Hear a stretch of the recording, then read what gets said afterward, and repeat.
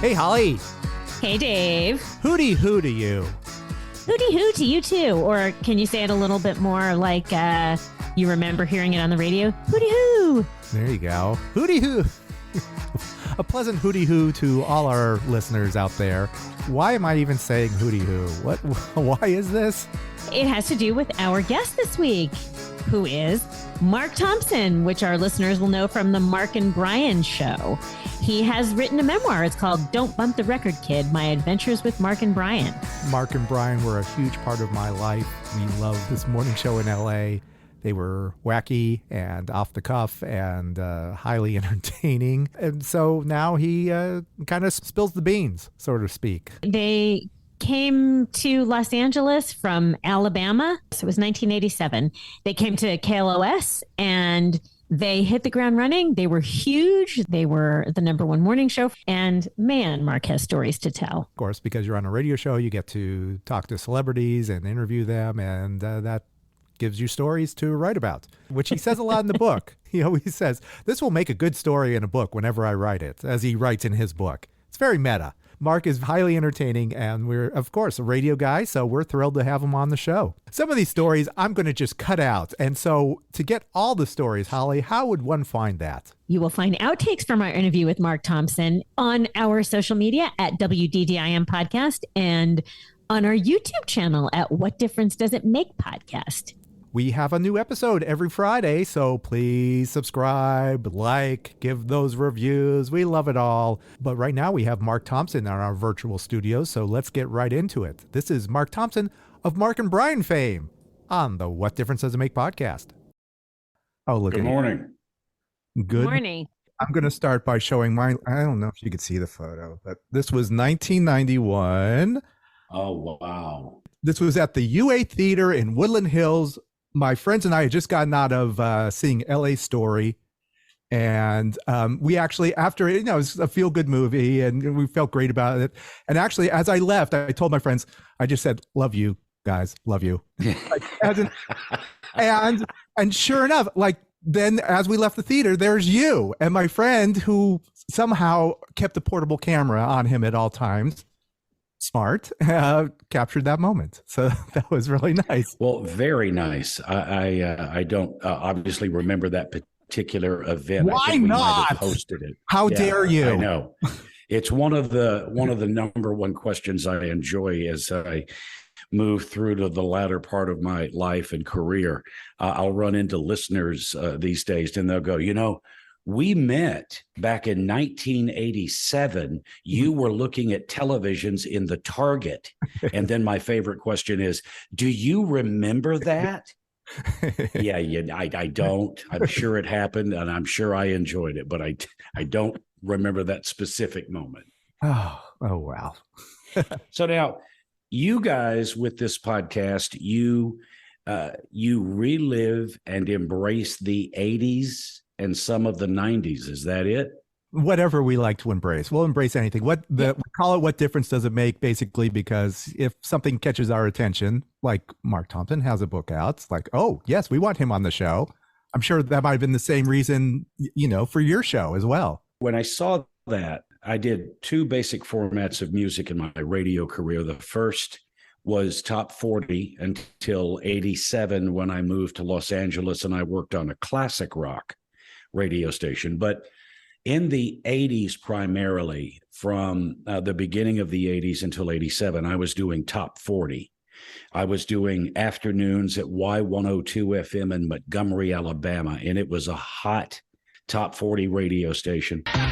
Only the best music. Y102. And FM in the South, it's not the case in LA, but in the South, we had 100,000 watts. So we covered Nice. 4 states.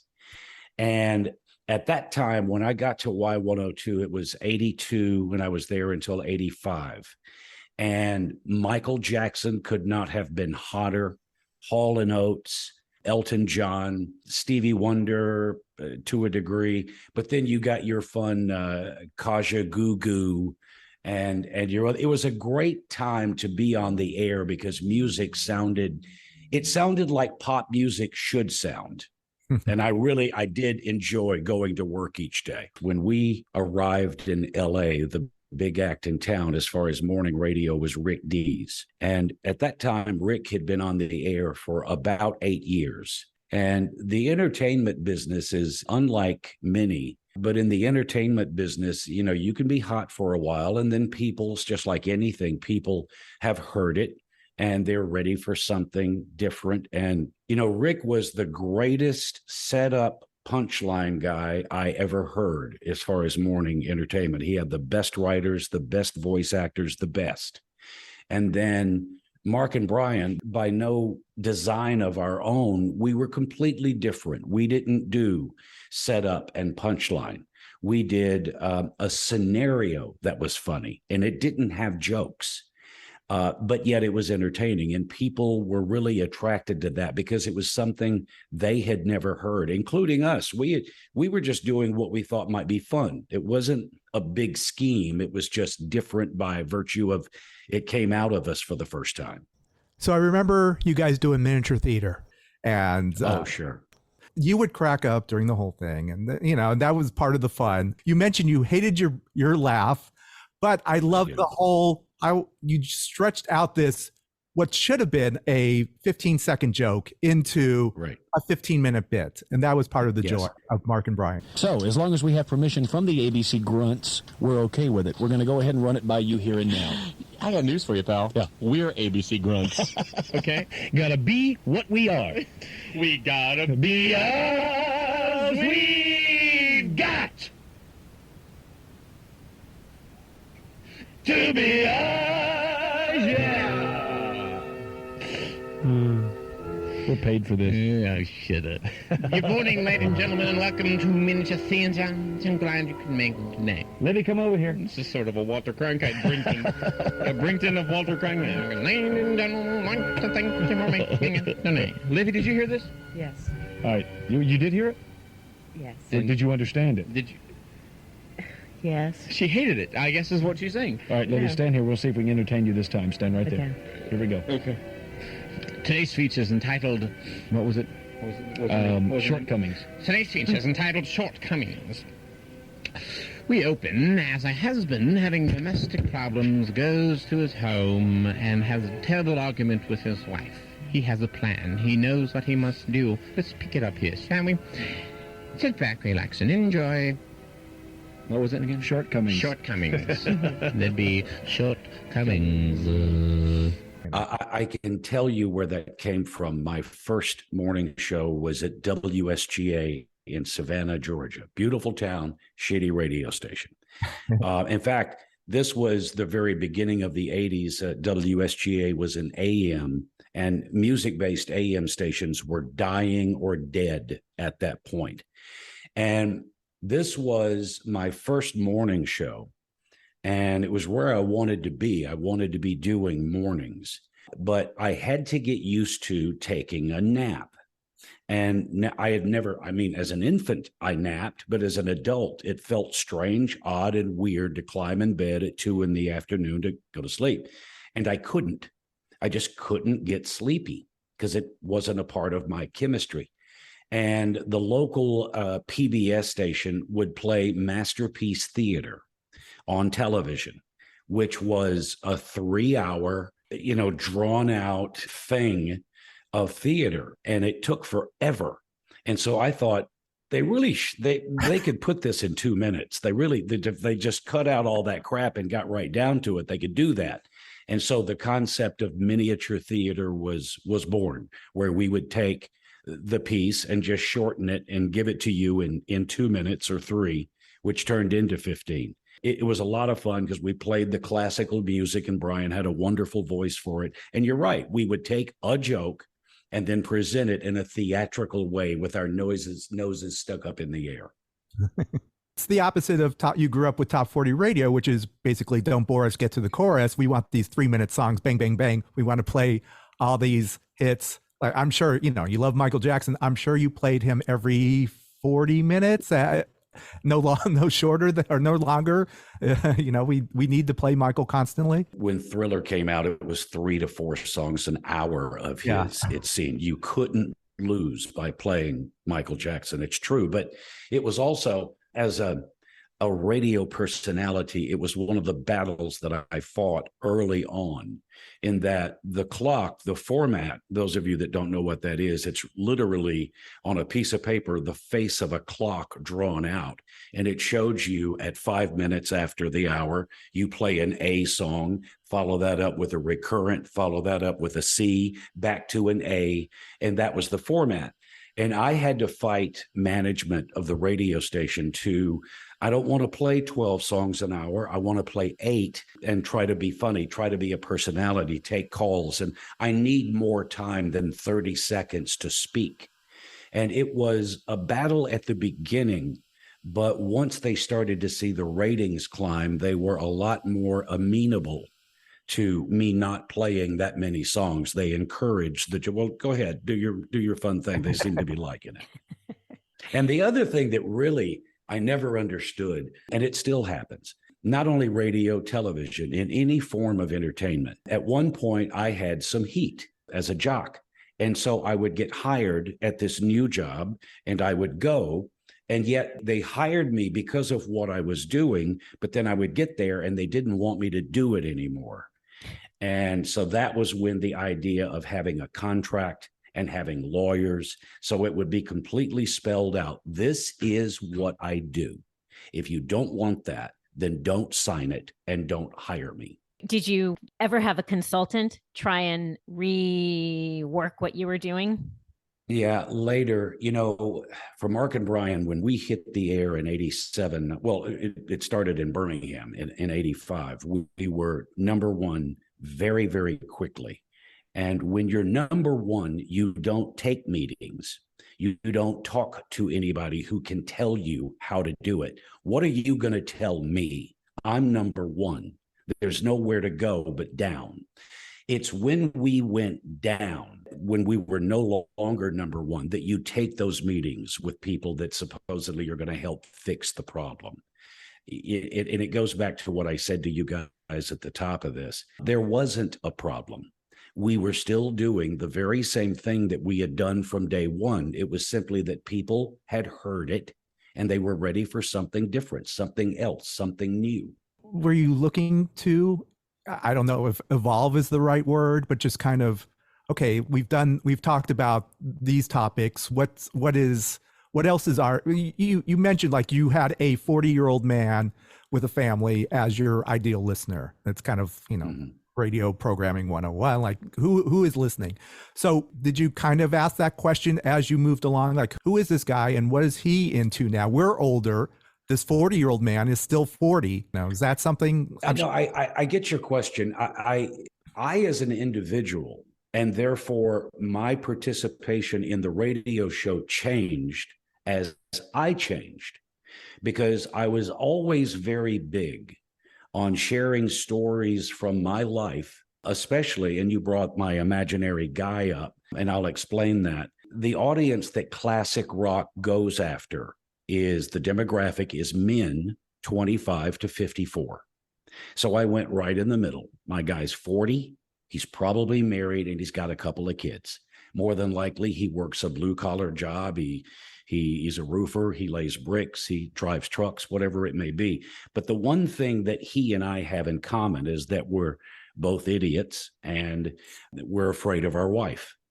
And so whenever I did something stupid involving my kids that I tried to keep my wife from learning about, that would be a story that I would tell. The story had to be about 2 minutes. It had to have a beginning, a middle, and an end. And when I told that story, I told it to that guy. And I can't tell you how well that worked, because to this day, when I meet somebody, they will recite some dumb thing that I did and just crack up. And they act as though we're best friends, which I love that. I'm glad that they feel that way. I, of course, have never met them. And in some cases, don't even remember that particular story. I think the evolution of myself, as I said, as I grew as a father and a husband and a person, I made sure that the show reflected that growth in me. whether that be positive or negative, whatever the case may be. But the show itself, the kind of comedy that we enjoyed doing, the kind of thing that we brought early when we first got to LA, I don't think that changed. In other words, maybe a consultant might have said, you need to get back to quicker jokes, do the punchline and the setup and the punchline, do that stuff. And it wasn't who I was, and it wasn't what I wanted to be doing. So we did a variation of the same base of program, but as a person, I do think I grew and shared those things, because the thing about radio, the thing about any form of entertainment, Johnny Carson once talked about this. Real life continues to happen. And, it was very important that Brian and I be on the air every morning at 6 a.m. and do it until 10. But in real life, I buried my sister, my mother, and my father in an 18-month period. And they were all the way back in the South, so I would fly and deal with a funeral of the people who raised me, and then fly back to LA, go on the air, and try to act as though everything was fine. But I didn't do that. I talked about how difficult it was to do what I just did. And I was emotional at times. And that was what I meant by sharing my life with these people. I found it to be very important because I didn't have a choice. I am not in the mood to come in here and tell jokes. So I'm going to tell you what I've really been doing. And I've gotten a great reaction because as I was going through these things, so have they, or they will, or they did. And they related to that. And I think liked the fact that I would be that transparent with them. Our job was to go in and have fun. We once had a guy ask us, he called, and his question was, so do you have like a job in the afternoon or something? And we said, well, no, why do you ask? He goes, well, they don't actually pay you for this, do they? Because to him, it sounded like this giant party, which is good. That's what we wanted. But we were highly compensated for what we were doing, sir. So listen, thank you for asking. No, I don't have a paper route. I do just this. Yes, my job in the afternoon is to prepare for tomorrow's show. I talk about that in the book as well. I find that with any form of business, no matter what it may be, the very single hardest thing that anybody can do is to be consistent. And I said it in the book. It does you no good as a radio person or as a banker. It does you no good to be great on Tuesday and mediocre on Wednesday. You need to be great every single day. And there'll be changes in each day, but that's what life is. And I had a system that I followed. And that system began the moment I got off the air for that show. I began looking at and working toward the next day's show. It never stopped. And by the time I had gone through my checkpoints and my system, I would load my briefcase and put it beside my desk so that the next morning when I coffeed up, I grabbed my briefcase, and in that briefcase was an entire show ready to go. I was never not ready, because the nightmare for me as a talk radio personality, even though we were on classic rock, we didn't play music, we just talked. And the nightmare would be to go on the air and have a 12-minute talk break and have nothing to say. Did Brian operate the same way at that point? No. I also talk in the book that he and I were, I think, uniquely well received because we both brought a different talent to the table. I was a seasoned radio entertainer. I came from radio. And so I knew how to put together, prepare, and present a radio program, entertainment-based, and I knew the ins and outs of how to do that. Brian had no knowledge of radio. The first Mark and Brian show was his first time to ever speak into a radio microphone. So his system was like, he primarily did the voices on the comedy bits that we did. So he would come in and pour over that script. And while I was doing the other parts of the show, he was pouring over that. And, at one point I kind of got to the point of, hey, dude, that comedy bit's going to last 4 minutes. I've still got 3 hours and 56 minutes to kill over here. Help me out. But the fact of the matter is we each had different talents, but when those talents came together, the sum was greater than its parts. Talking with Mark Thompson of Mark and Brian fame. He has written a book, Don't Bump the Record Kid, and we are going to bump him right now and take a break.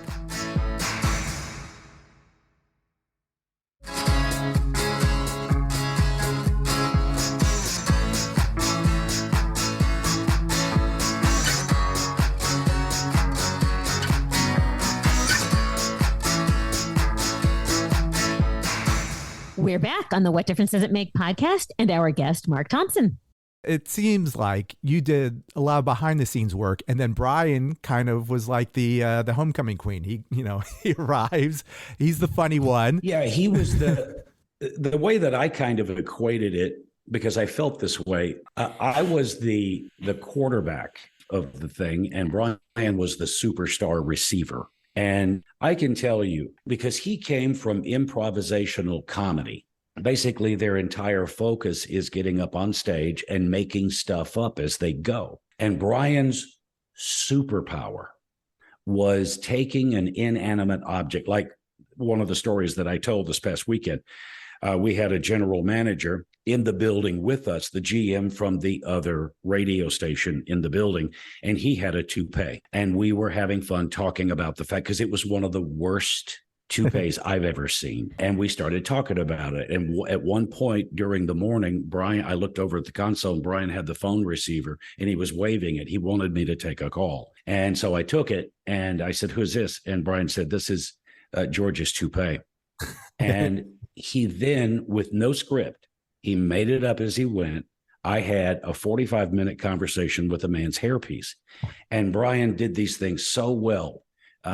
He would always attach a really funny voice. I mean, how would a man's toupee sound? Mm-hmm. He would attach that and then just make things up as he went. And it was an amazing superpower to sit there and watch him do that, knowing that he had nothing in front of him, no script, no written words, just off the top of his head. And it was an amazing, amazing ability. So was there trust in that? Like it was like a juggle? Like you could throw something at him and you knew, he will throw something back at me that's amazing. Yeah, there were times when we did have a script, and it was written, Mark, Brian. He would leave that. He would completely go because something came up and he would go there. I would put my finger on the next line and hold it there, because at some point he would run out of stuff on his vamp and he would look at me like, "Get me back." And I would just say the next line and he would find his place and pick it back up. But there was complete trust. I was hoping that he wouldn't follow the script and that he would just go off somewhere. Mm-hmm. And while the problem with doing that is that sometimes it would go too far. The standard in radio entertainment, the standard 2-minute rule does apply. You're supposed to do comedy bits in 2 minutes, maybe 3. Anything above that, because they always say, don't ever give the audience a reason to leave. And an overly long comedy bit that becomes, if it's too long, it becomes unfunny because it's just so long. I'm sure you guys have watched Saturday Night Live, and they'll start with a funny bit and a funny concept, and it goes for 10 minutes. And after that, you're laughed out and you're done. So I did worry about that. A lot of times I would give him the, let's wrap this up. Let's go. But no, I had full trust, especially when he left the script. I knew straight was coming. I think people stay also because they want to know what's next. They want to know what's coming, so they'll stick it out. Yeah, in some cases. But, that's a hardcore listener. That's somebody who adores every word that comes out of our mouth. There are also fringe listeners who were just looking around, trying to find something that entertains them for this moment. It's kind of like you flip around the radio, and as soon as you land on a song that you love, you'll stay. As soon as the song's over, you go. Or you might listen to a little bit of the next song. If you don't like it, you're gone. Same thing here. If you get bored, if you're a fringe listener, if the bit's too long, a song they don't like, they're gone. So you do whatever you can to try to keep them there. For me, and for a lot of radio personalities, it's not Johnny Carson. Everyone mentions Letterman. As you touched on in the book, he had a huge influence on you as well.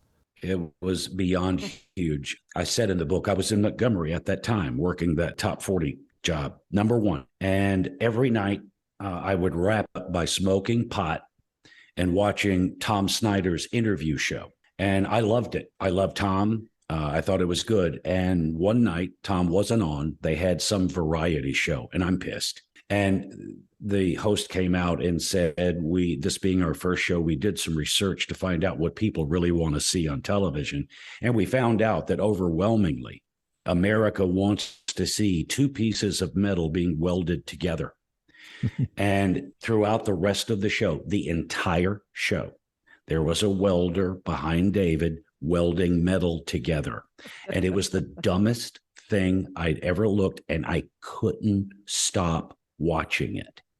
And David is a prime example of what I just said. It does you no good to be amazing on Tuesday and mediocre. He was never mediocre because the crap he was doing, nobody had ever done it. Case in point, every year, because he was a big friend of Jay Thomas. Jay was, when I first got to LA, Jay was doing mornings on Power 106. And Jay went on to become an actor and so forth. And David loved Jay. And at some point, and this is an example of how stupid stuff became that David did. I guess this was born out of tradition, but every Christmas, Jay Thomas would come back and there was a Christmas tree on the set.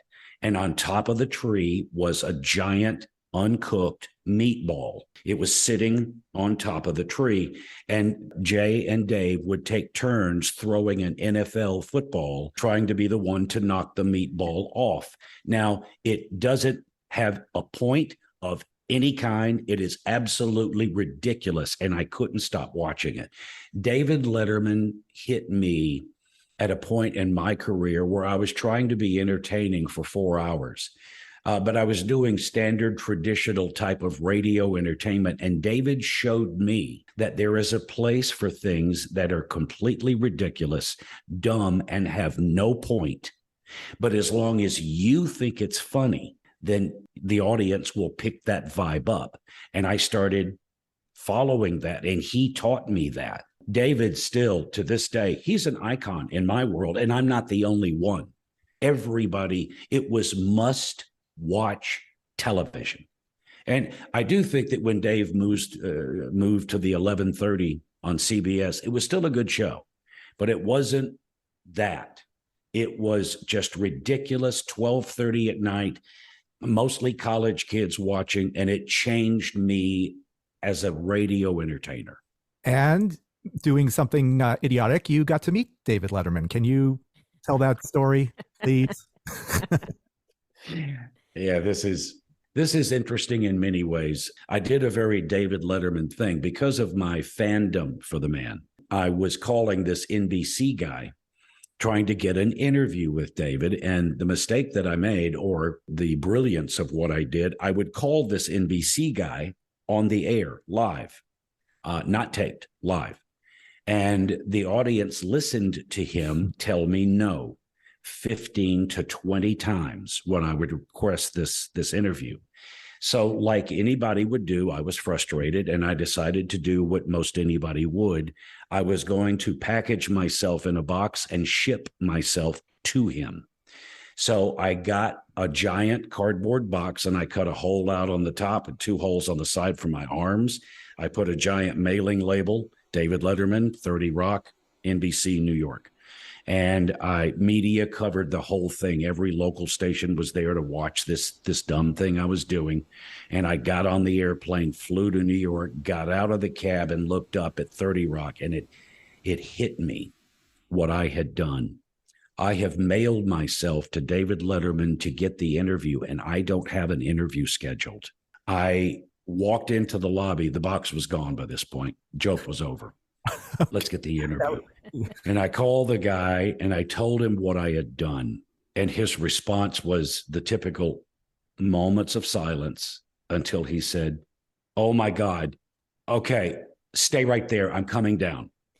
He came down to the lobby. He got me. He brought me upstairs and he put me behind the cameras in the camera pit, they call it. He said, stay here, watch the show. Don't do anything. Don't say anything. Just don't move. I'll be back. And so I sat and watched my idol 10 feet from me do his show. I wasn't even sure if it was funny, because you're in that place where you just laugh at everything because you're not listening. I was there. I was watching him. He's 10 feet. I could get the interview, but I was good. I stayed where I was. Show was over. The guy came back and he said, follow me.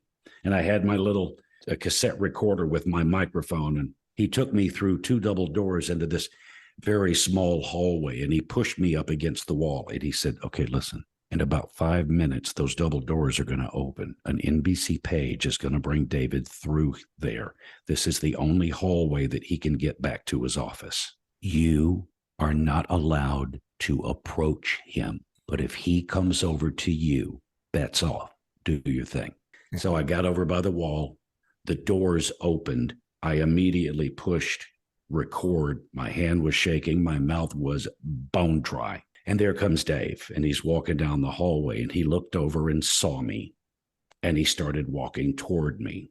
So I raised the mic to my mouth, and he walked up and he said, hi. I then said, keep in mind, I'm faced with David Letterman. This is the moment. I'm going to get the interview. And out of my mouth comes, hi, Paul. Yeah, I called him Paul. And luckily, David could tell that I was absolutely terrified. He said, don't worry, I answer to both names.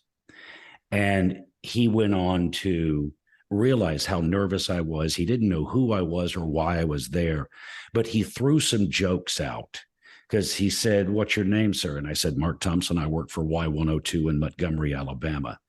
And I said, do you know Montgomery? He says, of course I do. I have a weekend house there, kind of a weekend place. So I'm there all the time. We should get together, maybe have a beer. It was short. It was quick, but I got the interview.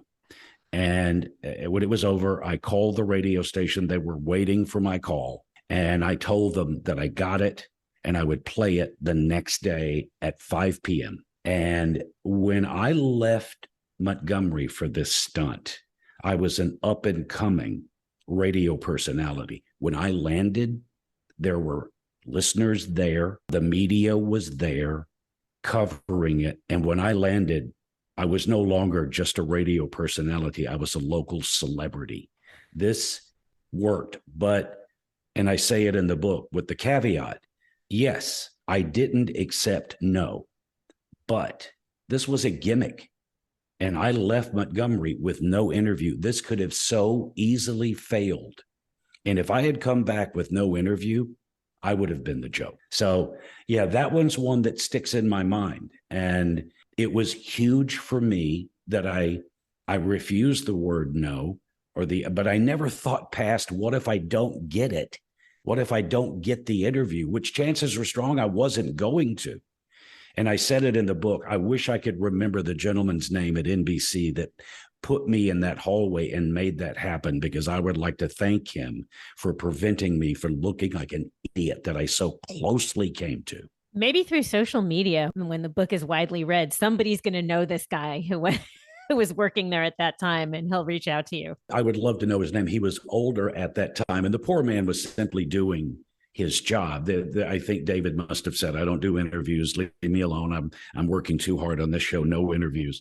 So he was simply doing, but I forced his head that, oh my God, I'll never forget the fear that was in his voice when he realized it was downstairs. Well, he did great. He responded perfectly. And probably you would have, had it not worked out with the interview, you would have had another story to tell, and it would have been maybe not as funny. Yeah, but the interview, it was literally 60 seconds long. I guess my goal was to just get his voice on my recorder, and I clearly was not ready for the interview because I didn't have any questions, but it worked.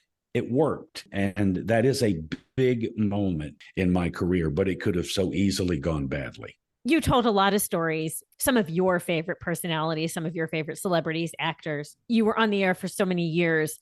You had many more than you chose for the book, but some of the really funny ones, the Gino Vanelli and Tina Louise.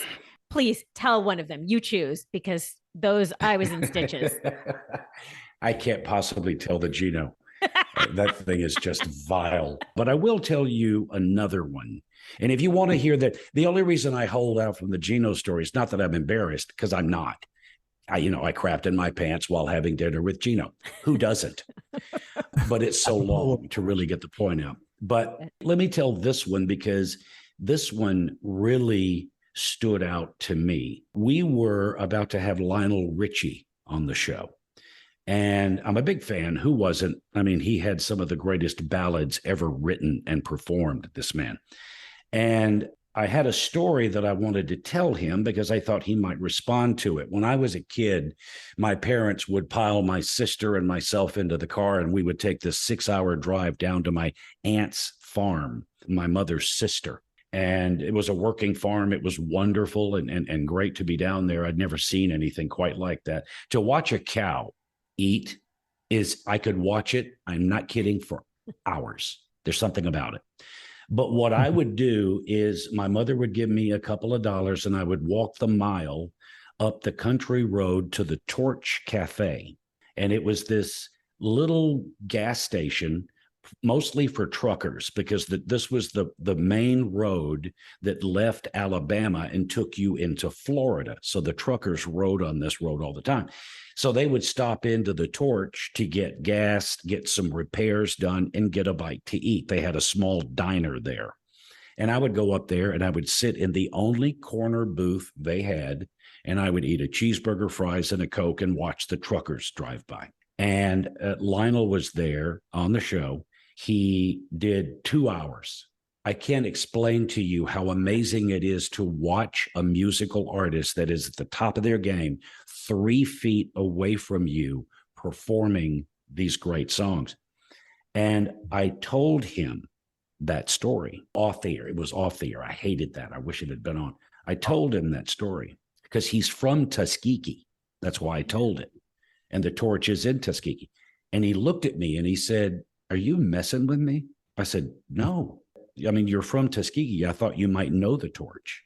And he sat back, realizing my story was genuine. And he said, "When I was in college at Tuskegee Institute, I wasn't a very good student. And I was also in the Commodores, and we were struggling. So it wasn't a great time. Nothing seemed to be working. And every Sunday morning, I would go to the Torch. It was the only time I had to myself to just relax and just kind of unwind, think about the past week and look at the week coming up. And I was sitting at the Torch, and it was a beautiful day, and I was relaxed and sipping coffee. And I thought to myself, this is just a wonderful time. It's so, compared to my week, this is just so easy." And he took out his notebook and he wrote, "This is easy, like Sunday morning," which became his hit, Easy. And he said, "I wrote that song sitting in that same corner booth where you ate your cheeseburger." I could have never known that would have come out of his mouth, and I was pissed that it wasn't on the air. But those are from his mouth to my ears. He did. And that was one of the greatest stories I think I'd heard, and it wasn't on the air. Another name drop. Apparently you have a relationship with Kevin Pollak that's very endearing, I guess, because he wrote a really sweet intro, and it's very touching. Sweet. I've never seen a guy write the foreword to a book and he talks mostly about himself. That's very Kevin. Look, it's hard to put into words. Kevin and I relate on some level, and I don't even know what it is. Kevin is labeled as one of the greatest 100 stand-ups in history. And the guy is amazing and mesmerizing to watch him do. In fact, one night I went down the rabbit hole on YouTube and I stumbled across a vintage clip of Kevin doing stand-up back in the 80s. And I was cracking up at how good it was. And then I realized, this dude's my buddy. You tend to forget when you're friends with someone how good they are at what they do. But Kevin is one of those guys that I can call him at any time, day or night, for whatever it is, and Kevin will be there.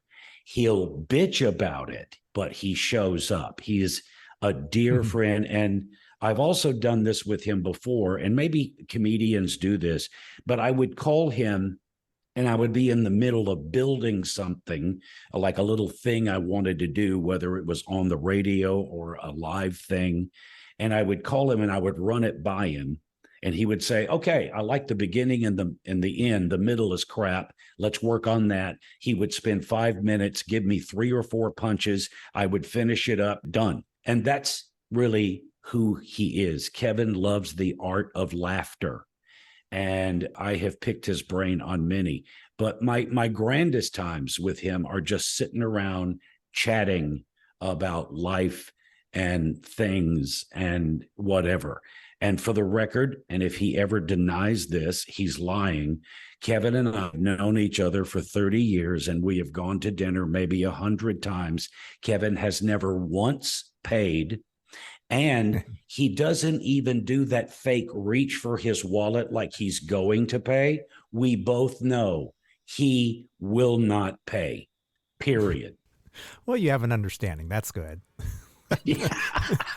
It wasn't verbal. I never agreed to shit. He just doesn't pay. Apparently, it was a game of chicken. The check is there. You're both staring at like whoever reaches for it first is going to pay for the rest of their lives. I tell you what, for you, I'm probably going to go at some point this month. I'm going to go down to this wonderful, you may know it, Nate and Al's, a deli in Beverly Hills. I'm going to take Kevin. We're going to go. And when the check arrives, I'm just going to do some of these. And I'm going to see if he won't. He'll look at the check and then look back at me like, what are you doing? You going to pay or not? So I'll see. I'll check it and I'll let you know what happens. We'd like to be in the corner with the camera. Right. Come on. Hey, I'll buy your breakfast, not his. Well, this sounds like a podcast. And apparently you are podcasting like everyone else.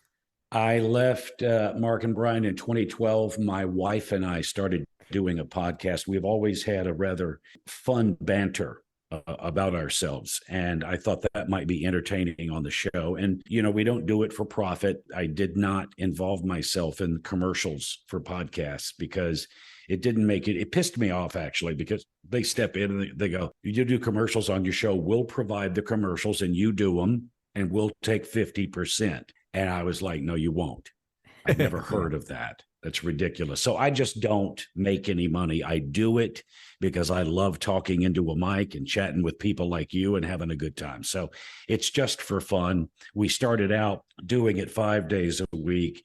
And then over time, I started doing a little bit of acting and I pulled back to once a week, but I enjoy it. It's for me. I do it for me because while I don't miss the grind of doing everyday radio, because it is a grind, 8 to 10 hours, some longer, some shorter. I don't miss that, but I will never, ever get over the desire to put on a set of headphones and talk into a mic. Well, Linda sounds like she likes it too. And please tell her, I love her voice. There's something about her voice that's just so, I don't know. I don't know what it is. I just like it. It strikes a chord with me. She is a Southern gal and she's never changed. She's lived in California for, 27 years, 30, whatever it is.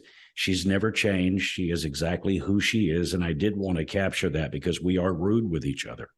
And the crowd seems to get a kick out of that.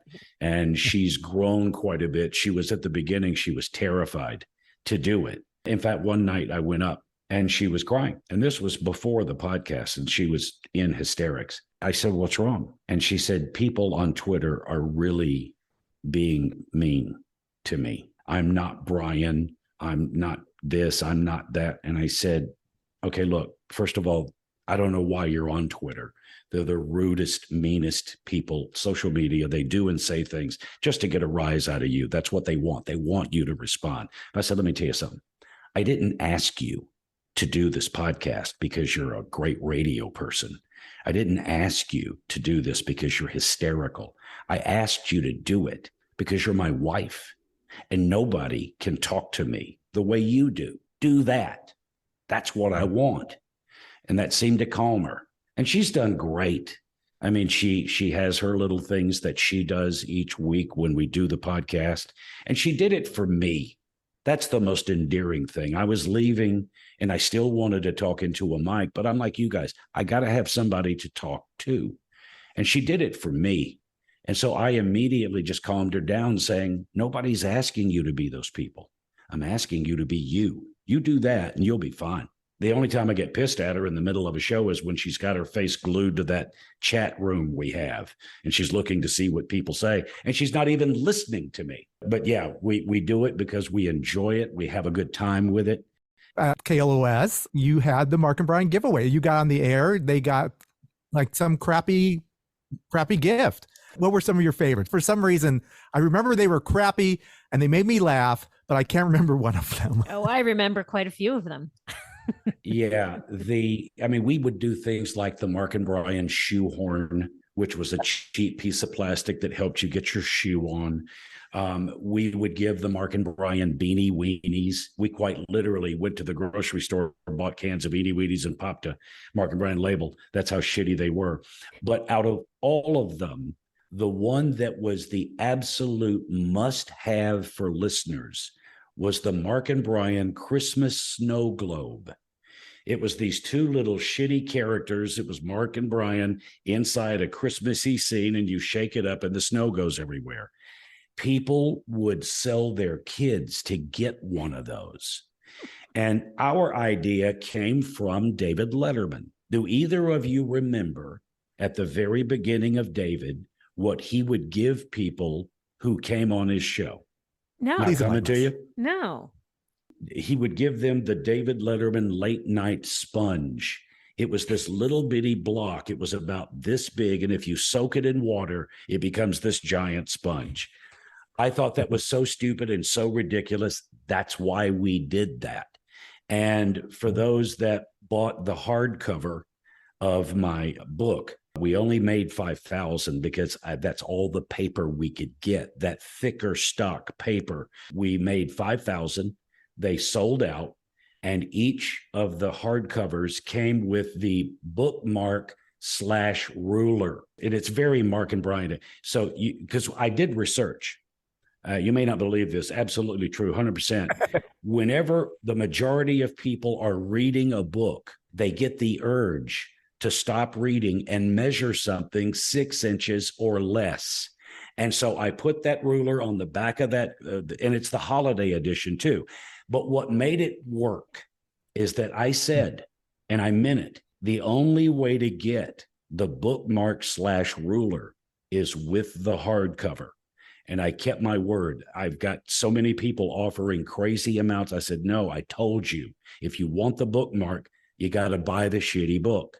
So that's the only way people could get it, and it sold out in days. Congratulations on that. You're self-publishing. I mean, I'm doing all the work. I want all the money.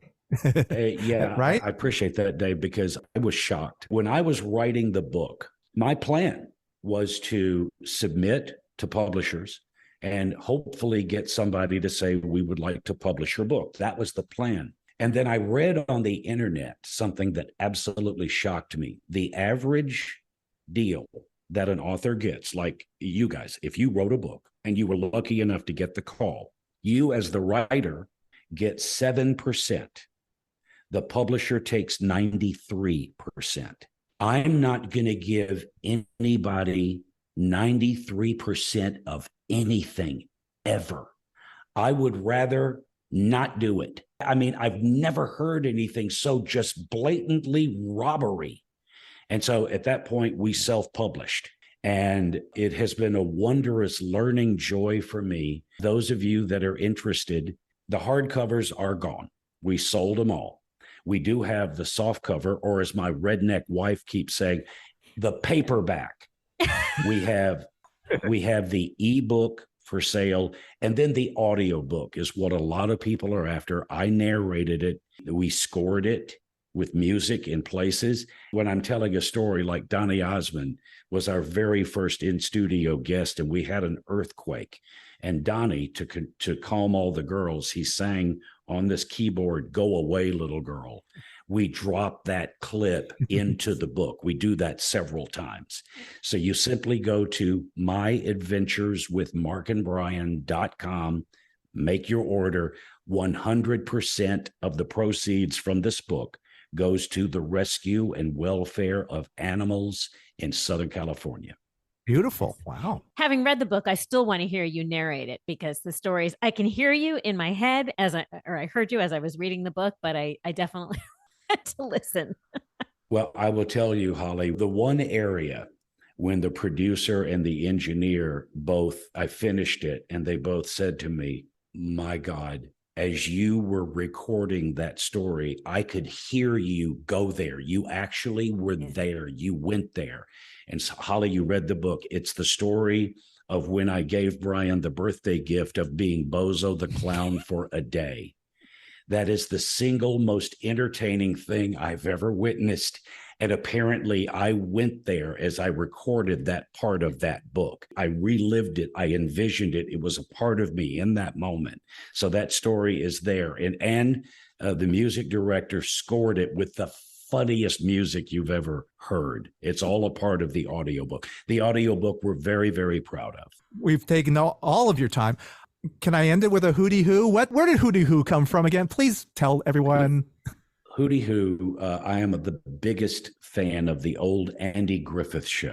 And there was an episode where they were looking for the bad guy. He had busted out of jail. And so Gomer and Barney had gone into the woods down by the lake to hunt for the bad guy. And it was Gomer that was concerned, what if we get lost, Barney? And Barney said, well, we need to come up with a sign. And Gomer decided that it would be, hooty hoo, hooty hoo. And it was they were standing right next to each other and doing that. I thought that was funny. I said it on the air one day and everybody started saying hooty hoo. including me. I'm guilty. So thank you for ruining my life for Dave, I say to you, hooty hoo, my friend. Oh, very sweet. Thank you so much. We're going to play that. We should close our episodes with that. Yeah, do it. Listen, guys, thank you so much for the plug on the book. Or congratulations, since you've already sold out of the hardcovers. Yeah, there's Bono, there's Dylan, they got books out, but Mark Thompson, man, come on. Right up there. Right up, yeah, right up there. Thank you, guys. I really appreciate the time. Thank you for spending so much time with us. And thank you for sharing that laugh right there. That's the laugh that we remember. It's a good one. No matter what you think of it, it's a great one. Well, thank you. And as I said, I know that I'm known for it, and it doesn't bother me when I'm doing it. It's when I listen back at it. I just don't want to hear it. But I embrace it. It's the one I have. And when I'm laughing, I mean it. Good to know. Well, thank you so much. And thank you, guys. Take care. Thank you, Mark. See you. Okay. Mark Thompson, ladies and gentlemen. That was kind of fun. Yeah, like being a part of the morning show. That was a total delight. I really wanted to hear more stories. I was sorry that we didn't have more time with him. You wanted the 4-hour drive time with him. I could have definitely have taken the 4-hour morning drive show. As always, we love talking to radio people, and they always have the best stories, and they know how to tell them well. Thank you, Mark Thompson, for stepping into our virtual studios. Thank you also to Kristen Spillers, who got Mark into our episode. So thank you very much, Kristen. It was nice of you to reach out and think of us. We have new episodes every Friday, and we also are on social media. How do you find us, Holly? At WDDIM Podcast and on YouTube at What Difference Does It Make Podcast. You'll find outtakes from this interview and many of our others. So let's wrap up this episode. Until next week, this is Dave. This is Holly. Check you later. Over and out.